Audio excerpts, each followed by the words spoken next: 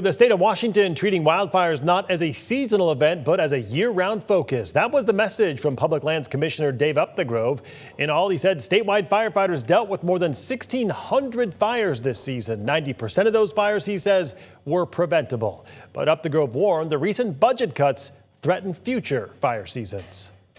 This last year, due to tough budget times, the funding we have for wildfire prevention and response was cut in half. And if that funding isn't restored, we're going to see more fires, bigger fires, and more cost to taxpayers, more risk to property, to life, more damage to our environment. The Washington legislature passed sweeping budget cuts earlier this year after Governor Ferguson revealed the state had a multi-billion-dollar deficit.